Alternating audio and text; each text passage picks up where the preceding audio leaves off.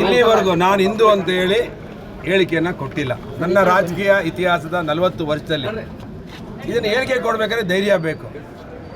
ಇದು ರಾಜಕೀಯ ಹೇಳಿಕೆ ಅಂತ ಎಲ್ರಿಗೂ ಕಾಣಿಸ್ಬೋದು, ಆದರೆ ಡಿ ಕೆ ಶಿವಕುಮಾರ್ ಒಬ್ಬರು ಚಾಣಕ್ಯ ರಾಜಕಾರಣಿ. ಅವ್ರ ಹೇಳಿಕೆ ಹಿಂದೆ ಬಹಳ ಅರ್ಥ ಇದೆ.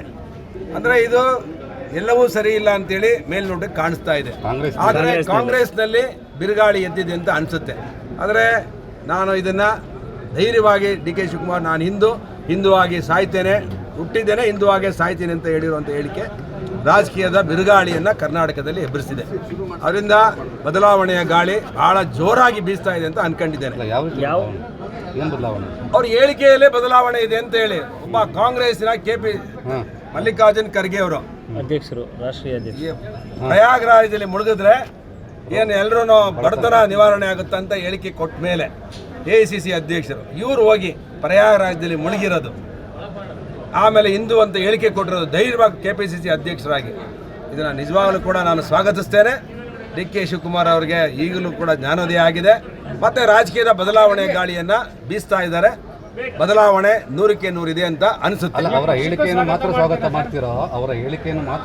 ಮಾಡ್ತಿರೋ ಬಿಜೆಪಿಗೆ ಅವರನ್ನು ಸ್ವಾಗತಿಸ್ತಾರೆ ನೋಡ್ರಿ, ಅವ್ರ ಹೇಳಿಕೆನ ಮನಸ್ಪೂರ್ವಕವಾಗಿ ನಾನು ಶ್ಲಾಘಿಸ್ತೇನೆ ಮತ್ತೆ ಸ್ವಾಗತ ಮಾಡ್ತೇನೆ. ಬಿಜೆಪಿಗೆ ಅವ್ರಿಗೆ ಬಿಟ್ಟಂತ ವಿಷಯ ಅದು. ಬಂದ್ರೆ ತಮ್ಮ ಅಭಿಪ್ರಾಯ? ನಾನು ಪಕ್ಷಕ್ಕೆ ಬಿಟ್ಟಂತ ವಿಚಾರ ಇದು. ನಾನೊಬ್ಬ ಜಿಲ್ಲಾ ಅಧ್ಯಕ್ಷನಾಗಿ ಇದ್ದವನು, ನಾನು ಅದನ್ನು ಹೇಳೋದಿಲ್ಲ.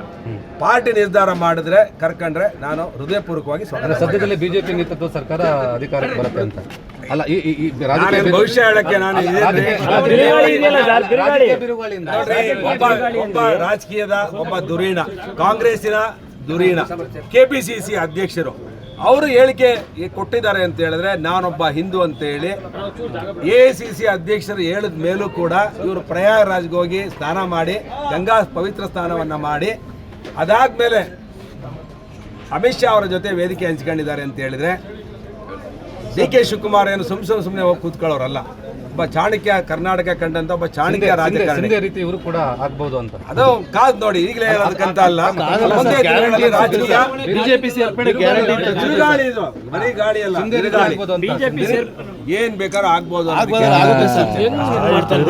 ಬಿಜೆಪಿ ವರಿಷ್ಠರ ಸಂಪರ್ಕದಲ್ಲಿ ಅದು ಗೊತ್ತಿಲ್ಲ ನನಗೆ, ಬಟ್ ಅವ್ರ ಹೇಳಿಕೆ ಮಾತ್ರ ನನಗೆ ಅದು ಗೊತ್ತಿಲ್ಲ. ಅಮಿತ್ ಶಾ ಅವ್ರ ಜೊತೆ ಹೋಗಿದ್ದಾರೋ, ಅವರು ಒಂದು ಕಾರ್ಯಕ್ರಮಕ್ಕೆ ಹೋಗಿದ್ದಾರೋ ಗೊತ್ತಿಲ್ಲ. ವೇದಿಕೆ ಹಂಚ್ಕೊಂಡಿದ್ದಾರೆ ಅಂತ ಹೇಳಿದ್ರೆ ಆ ರಾಜಕೀಯದ ಒಂದು ಬಿರುಗಾಳಿ ಇದೆ ಅಂತ ಹೇಳಿ ನನಗಂತೂ ಅನ್ಸುತ್ತೆ. ಸರ್ಕಾರಕ್ಕೆ ಭವಿಷ್ಯ ಇಲ್ಲ, ಈ ಸರ್ಕಾರ ಸತ್ತೋಗಿದೆ ರೀ. ಜನಗಳ ಪಾಲಿಗೆ ಈ ಸರ್ಕಾರ ಸತ್ತೋಗಿದೆ. 2 ವರ್ಷದಲ್ಲಿ 1 ರೂಪಾಯಿ ಅಭಿವೃದ್ಧಿ ಕೆಲಸ ಆಗಿಲ್ಲ. ತುಮಕೂರು ಜಿಲ್ಲೆಯಲ್ಲಿ ಒಂದು ಇಡೀ ಮಣ್ಣು ಹಾಕುವಷ್ಟು ಕೆಲಸನೂ ಕೂಡ ಇಲ್ಲಿ ಆಗಿಲ್ಲ.